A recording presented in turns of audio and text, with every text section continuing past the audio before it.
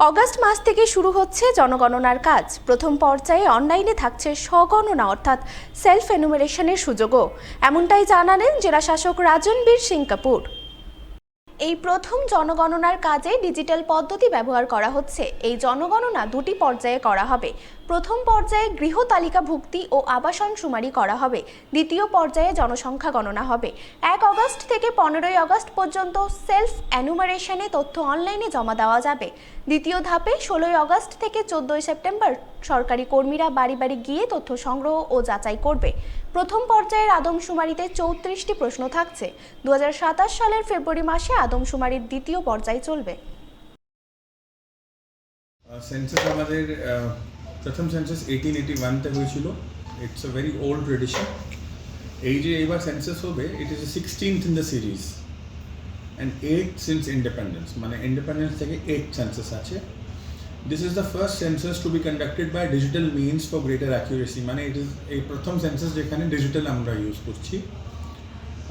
এই census data নিয়ে পরে অনেকগুলো জিনিস এটা হেল্প করবে, যেমন demarcation of seats of parliament, assembly, local bodies etcetera.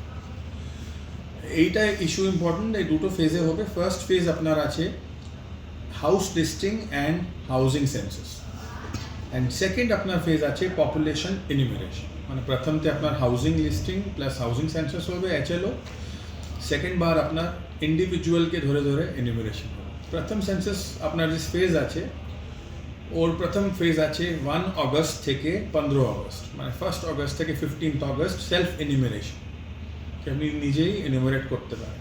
ওর পরে 16 আগস্ট থেকে 14 সেপ্টেম্বর, which means 1 month, একটা ফিল্ড ওয়ার্ক চলবে। ওই ফিল্ড ওয়ার্কে এরা দেখে নেবে কোথায় কি বিল্ডিং আছে, সেন্সাস হাউস আছে, হাউস হোল্ড আছে, সব জিনিসের ডেফিনেশন আছে।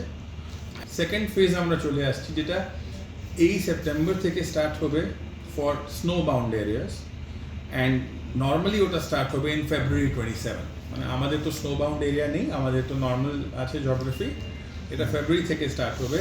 প্রত্যেক ইন্ডিভিজুয়ালের ওর age, sex, literacy, economic activity collect করা যায়। যে এইবার সেলফ এনুমিনেশন আপনাকে অপশন দেওয়া হচ্ছে, it is the first time এটা হচ্ছে, যেখানে আমাদের ডিএম অফিস থেকে, DM is the principal census officer, এরপরে আমাদের যারা বিডিওস আছে বা ইও মিউনিসিপ্যালিটি আছে, দে আর দি চার্জ অফিসার্স।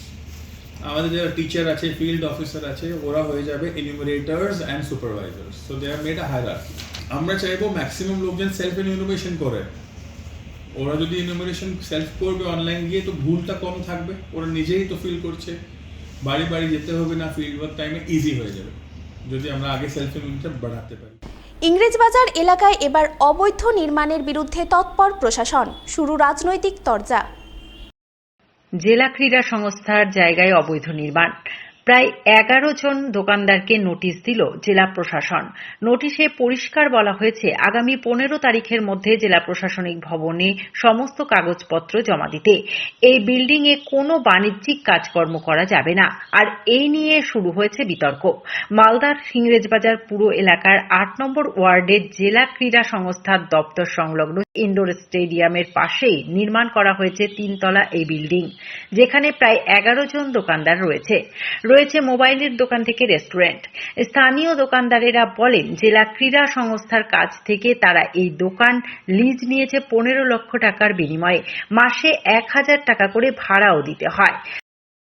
আমরা ডিএস এর কাছ থেকেই নিয়েছি এবং প্রতি মাসে 1000 টাকা ভাড়া দিই। এখন তো নোটিশ দিয়েছে, দোকান ভাঙার, ব্যবসা বন্ধের নোটিশ দিয়েছে, দোকান ভাঙার নোটিশ দিচ্ছে, কি বলবেন? আমরা গরিব মানুষ, খেটে খাওয়ার লোক, আমরা ডিএস এর থেকে কর্ম করার জন্য নিয়েছিলাম, মানে করে খাবো তার জন্য। আপনি কি জানতেন এই বিল্ডিংটা ইলিগাল বিল্ডিং?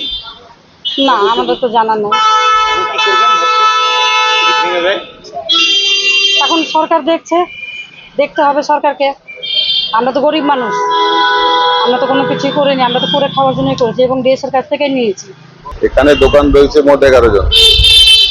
আমরা বিল্ডিংটা লিজ নিয়েছিলাম ডিএস এর কাছ থেকে।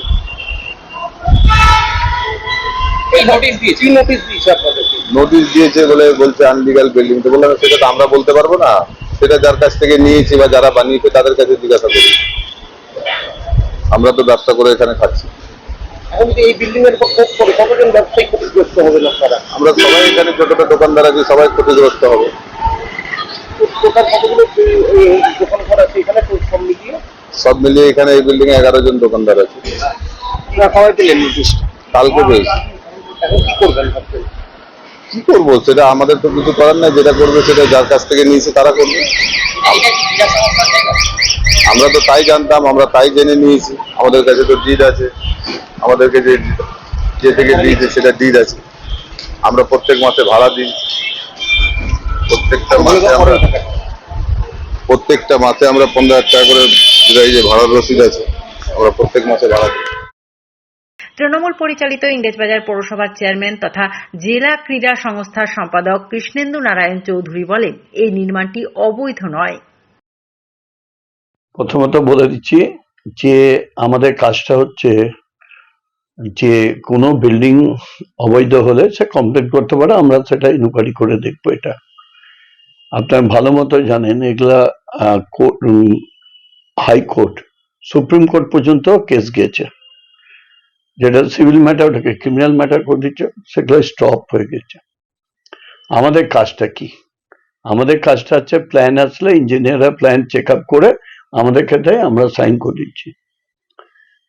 এই যে অম্লান বাবু এখন দেখছেন, অম্লান বাবু এই দপ্তরের দায়িত্ব ছিলেন, অনেকদিন ছিলেন। তিনি সিআইসি পিডব্লিউডি ছিলেন, উনিও এগুলা দেখেছেন। আমাদের কাছে অভিযোগ আসলেই অ্যাকশন হবে। আর যেটা ডিএস এর দেখছে ওটা ভুল বলছে। জমিটা লিজ আছে ডিএস এর নামে সিন্স লং টাইম।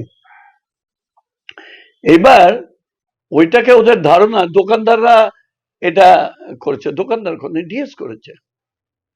আপনি ভালো মতো জানেন, এখানে যখন ওই কোর্টটা চলে আসে তখন হাইকোর্টের যিনি ইনচার্জ ছিলেন তিনি নিজে এসছেন তদারকি করতে, তখন বলছে এসবগুলো খালি করতে হবে।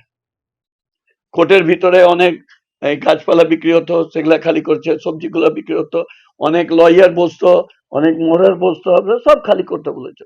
তাদেরকে উঠিয়ে ওখানে, না হলে ডিএম অ্যাকুজ হচ্ছিল, এসপি অ্যাকুজ হচ্ছিল, আর পুরসভার চেয়ারম্যানও অ্যাকুজ হচ্ছিল। তখন আমরা বললাম এইটা ডিএস এর জায়গা আছে, এখানে আমরা করে দিই।